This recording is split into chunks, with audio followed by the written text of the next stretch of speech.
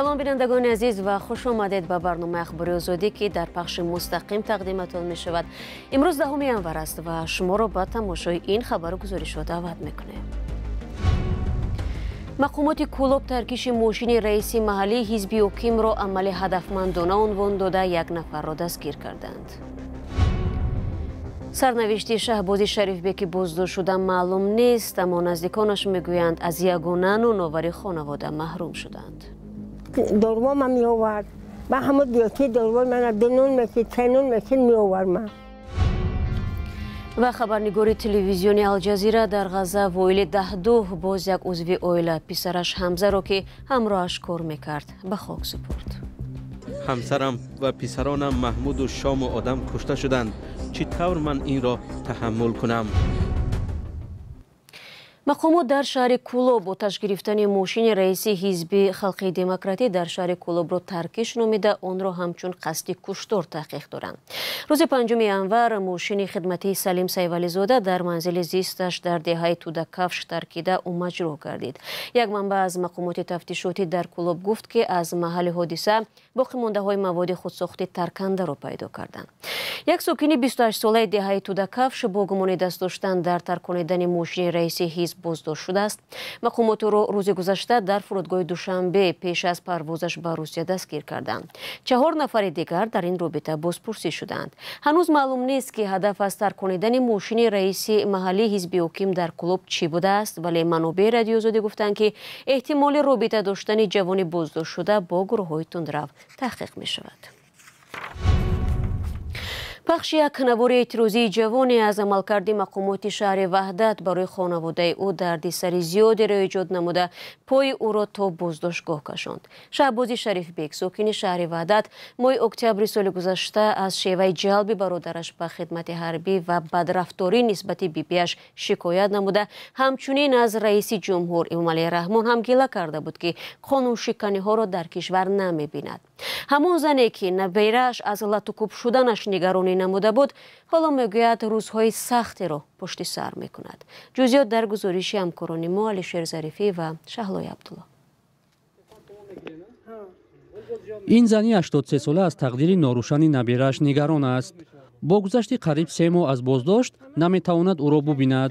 омадианг инеми кампире ки 2021 сиёнка кард шаҳри Ваҳда омадиан латукубуш кардиян рӯи замин кашидиян ина. шаҳбози Шарифбек дар ин навор ки 15 октябри соли гузашта ба шабакаҳои иҷтимоӣ роҳ ёфт, аз шеваи ба артиш бурдани бародар ва латукуби бибиаш шикоят дошт. бародарро ба артиш бурданд ва шаҳбозро дар пайи нашри навор боздошт карданд. کار میکرد من کتر دولن چیدم هم دختر که ما دولن دادم ولی با دختر من دولن چیدم خیلی داروام می آورد و همون دیوتی داروام من دنون میشید چنون میشید می آورد من بیبی جان نگم نبخو نگه آخه بیبی جان من در کجا کار کنم همه بیبی سیر کنم مالی ما کودکم یوشم نگردیم آخه بیبیم پیره چخل میکنم انا دادن نیکارو دارم یعنی که یگانه نون آوری خونه یگانه نفر شما نگاه میکرد شهباز همه شهباز بود. بیبی شهباز در 30 کیلومتری شهر دوشنبه در دهه عادلی جماعت سیمیگنج شهر وحدت همراه با دختر و نبیره مکتبخانش به سر میبرد. روزانم 20 بدی بچه چیکار کنم؟ دارم بچه بگم آخه یا اموریش تو برات دوسته بودم نیست که ندارم بچه من برم در پیش باید گردنی کتون میاد همه دختر میگوید که کچنو بولیق مکتب میخونم مکتب پریدن میگم برای مکتب میگم نمیخونم تا اکا من نبرارم میگم من مکتب نمیرم مکتب نمیخونم گدایی میکنم با اونم آورده دادیان من آورده تلخوهی بومکوه تلاش‌های او برای دیدار نبیره‌اش بی‌نتیجه ماندند. همین دخترم رفته دو بار کاغذ داده هم بچه‌ای که چیز گرفته گیاه همین کاغذ داده دو بار در اومده دیدم من خودم ندیدم نه که چهره رفته باش میرفته نمی‌شم خودم گریه میکنم نمی‌حملم نمی‌گردم گریه میکنم و چهره روز که میآید پیش مخه آن خودم ندیدم تماما ندیدم یگان بار تلاش کردن که رفته بینینش تلاش کردم اما کاغذم ندارم به کاغذ نمیمونم شهباز شریفبек یتیمی کول بوده تا حال خانه‌دار نشده است. қаблан манобаи радиои озодӣ гуфта буданд ки рӯзи 26 октябр нисбати ин ҷавон бо иттиҳоми ифротгароӣ аз тариқи интернет парвандаи ҷиноятӣ боз шудааст. бибияш мегӯяд ба ифротгаро будани наберааш бовар надорад ва аз мақомот талаб дорад ҳарчи зудтар ӯро раҳо кунанд. баъзе ҳуқуқшиносон ки навори норозигии Шаҳбозро аз амалкарди мақомот диданд, бар ин назаранд ки оғози парвандаи ҷиноятӣ нисбати ӯ беасос аст.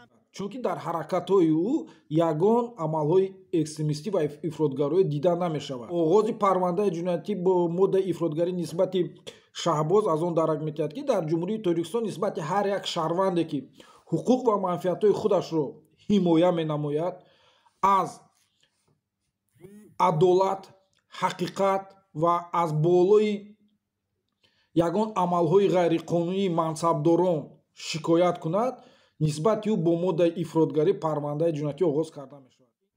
дар додгоҳи шаҳри Ваҳдат гуфтанд, парвандаи Шаҳбоз ҳанӯз ба ин ниҳод нарасидааст ва он дар мақомоти умури дохилӣ дар баррасӣ қарор дорад. дар шӯъбаи корҳои дохилияи шаҳри Ваҳдат аз шаҳри парванда худдорӣ карданд, вале ин зан ки чашм барои наберааш аст, мехоҳад ҷузъиёти парвандаро донад.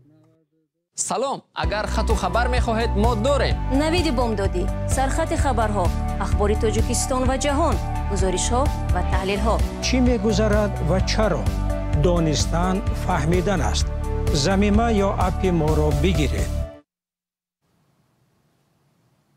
шумо барномаи ахбори радиои озодиро тамошо доред. имрӯз 10 январ раиси ҷумҳурии Тоҷикистон Эмомалӣ Раҳмон бо вазири кори хориҷии Туркия мулоқот кард.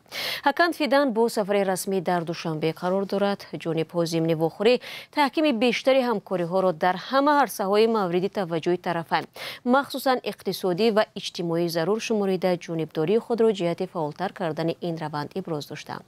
дар ин вохӯрӣ ҳамчунин ба вазъи сиёсӣ дар Афғонистон ва Фаластин ҳам дахл шудааст. пеш аз он имрӯз мулоқоти вазири кори хориҷии Тоҷикистон Сироҷдин Муҳриддин бо Ҳакан Фидан доир шуд. дар суҳбати ҷонибҳо ҳамкорӣ дар бахши сиёсату иқтисод, сармоягузорӣ, маорифу тандурустӣ, амният ва мубориза бо терроризм баррасӣ гардид. ҳамкорӣ дар чорчӯби созмонҳои байналмилалӣ ва минтақаӣ аз масъалаҳои дигар буд. барномаи ҳамкорӣ байни Вазорати кори хориҷии Тоҷикистону Туркия барои солҳои 2024-2026 низ имзо шудааст. зимни бостоби ҷанг дар Ғаза боз ду хабарнигор кушта шуд. аз оғози ҷанги Исроил алайҳи гурӯҳи фаластинии Ҳамос, яъне аз моҳи октябри соли гузашта то имрӯз тақрибан 80 рӯзноманигор ва кормандони расонаҳои хабарӣ ба ҳалокат расиданд. созмони милали муттаҳид аз марги бесобиқаи кормандони расонаҳои хабарӣ изҳори ташвиш кардааст. Зарангез Наврӯшоҳ дар бораи фоҷиаи раҳбари шӯъбаи телевизиони Алҷазира дар Ғаза нақл мекунад ки 5 узви оилаашро аз даст додааст. маросими видои раҳбари дафтари телевизиони Алҷазира дар Ғаза Воил Даҳду бо писараш Ҳамза Даҳду дуввумин хабарнигори шабакаи Алҷазира аст ки рӯзи якшанбе кушта шуд. марги писар ғами Воил Даҳду ва хонаводаи ӯро даҳчанд кард. вай моҳи октябр дар пахши мустақим аз марги ҳамсар, писари 15-сола ва духтару наберааш хабар ёфт. писараш Яҳьё захмӣ шуд. худи хабарнигор ҳангоми кор моҳе пеш ҷароҳат бардошт. чӣ тавр кас метавонад ки хабари марги писари бузургашро таҳаммул кунад, он ҳам баъди аз даст додани чанд узви оила? ҳамсарам ва писаронам Маҳмуду Шому одам кушта шуданд. чӣ тавр ман инро таҳаммул кунам? писари Даҳду Ҳамза ҳамроҳ бо Мустафо Турай, корманди оҷонсии Франс Пресс, ҳангоми бозгашт аз сабт мавриди ҳамлаи ҳавоии Исроил қарор гирифт. низомиёни Исроил ба Reuters гуфтанд, онҳо як террористро шиносоӣ ва ҳадаф қарор доданд ва аз гузоришҳо хабар ёфтанд ки ду гумонбари дигар ҳам маҷрӯҳ шудааст. ин ду нафар аз охирин хабарнигорони кушташуда дар ҷанги Исроил дар Ғаза ҳастанд. шумори рӯзноманигорони ҷонбохта дар ин ҷанг дар таърих бесобиқа будааст. бино ба омори Кумитаи дифоъ аз хабарнигорон, дар маҷмӯъ дар ин ҷанг 79 рӯзноманигор, аз ҷумла 72 журналисти фаластинӣ, 4 исроилӣ ва 3 лубнонӣ кушта шуданд. омори баланди куштори хабарнигорон Созмони Милали Муттаҳидро шадидан ба ташвиш овардааст. намояндаи расмии ин созмон ахиран дигарбора талаб кард ки журналистонро ҳадаф қарор надиҳанд ва ба таъқиби онҳо хотима дода шавад. ژورنالیستان جان خود را در خطر می‌گذارند تا حقیقت را به جهانیان برسانند و حالا در شرایطی که آنها قرار دارند اجرای این کار تا رفت دشوارتر می‌شود. قبلا یک نماینده آن گفته بود که نیروهای این کشور هرگز برقصدانه خبرنگاران را هدف نمیگیرند، ولی نتیجه تحقیقات گروهی رسانه‌ها این ادعای اسرائیل را زیر سوال میبرد. این تحقیق در ماه گذشته معلوم کرد که بر اثر تیرباران اسرائیل ماه اکتبر خبرنگار ایسام عبدالله کشته شد. ظاهراً این حمله آگاهانه صورت گرفته، بنا به نتیجه تحقیق اسرائیل محل جایگیرشوی گروه خبرنگاران را می‌دانست. این یک تمایل ویرانگر است وقتی می‌بینیم که خبرنگار نمی‌تواند کاری خود را انجام دهد. بمباران‌های بی‌سر و سامان مانع اجرای رسالت خبرنگاری آنها شده است. با گفته او در شرایط جنگی کار و خبرهای روزنامه‌نگاران محلی حیاتاً مهم است. در حالی که در غزه و ایلدهدو باز یک فرزندش را به خاک می‌سپارد، دادگاه بین المللی جنایی به سازمان خبرنگاران بدون مرز گفت هنگام تحقیق جنایت‌های جنگی جنایت علیه ژورنالیستان را هم تفتیش خواهد کرد. برمیگردیم به تاجیکستان. یک ساکن نویه مسجد ادعا دارد که پسر بیمارش را مقامات به خدمت حربی فرستادند. به گفته روشن سفروف، بیماری پسرش دوران سفرزاده نه فقط به خودش بلکه به سلامتی دیگران هم خطر دارد. فرزان محمدی در این باره گزارش می‌دهد. روشن سفروف تقریباً 2 ماه باز تلاش دارد که پسری نو به عسکری رفته‌اش را برگرداند و به طبابت فرا گیرد.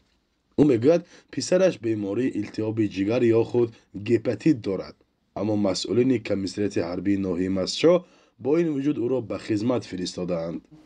هم خیلی کردن، خلاص بچه رو عرصیت این کردیم اومد همین رسید دندونش بسیار درد کرد.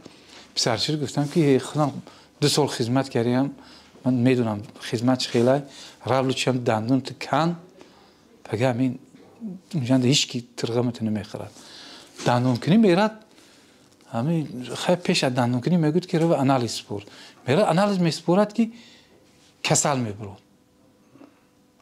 اونها را میگن که تو ممکن نیست خدمت رفتنت، ممکن نیست با کاغذ و با وقتی گسل کنی خودم آمدم کمیسیت حربی اما شمس‌الدین گفتگی و بده گفتم که همه خیلی نه کاغذش ولی وبشه اعتبار من نگرفت. گفت که امین من وظیفم فرستوندن آن طرف خودشو راز بیراست میکنم. روشن سفروف در دستش دست کم 2 سند طبی را دارد که بیمار بودن پسرش دوران سفرزاده را تایید میکند. با تاکید او بعد به خدمت رفتنش هم وضعش بد شده است و حالا در طبابتخانه قسم نظامیش بستری شده است. این ساکن ناحیه مسجد حالا به چندین مقامات‌های نظارتی مراجعت کرده است و به یک مراجعت او از دادستانی حربی پاسخ آمده است. در پاسخ دادستانی نوشته شده است که باید برای دقیق کردن بیماری دوران سفرزاده سنجش همه جانبه گذرانیده شود. ولی به شکایت پدرش سنجش با سبب‌های گوناگون طول می‌کشد. و блогери توجیک سلمان جمعبویف از طالور مرافع آزاد کرده شده است. دادگاه نویه سیمونوفسکی مسکو روز 9 ینور اعلام کرد که درخواست مقامات تفتیشاتی برای بازداشت بلوگری توجیک را رد کرد و بلوگر به حبس گرفتن نمی شود. در این باره سخنگوی دادگاه مسکو خبر داده است. سلمان جمعبوی شهروند تاجیکستان روز 7 ینور در روسیه با گمان برانگیختن بدبینی و پس زدن شأن و شرف بازداشت شده بود. با ادعای کمیته تفتیشاتی زاده تاجیکستان با نشر و پنسازی نوارهای صحنه‌سازی شده در شبکه‌های اجتماعی دختران دارای چهره اسلاویانی را تحقیر می‌کرد و شأن و شرف آنها را پس می‌زد. خود بلوگر توجیک این اتهام را نسبت خودش بی‌اساس دانست.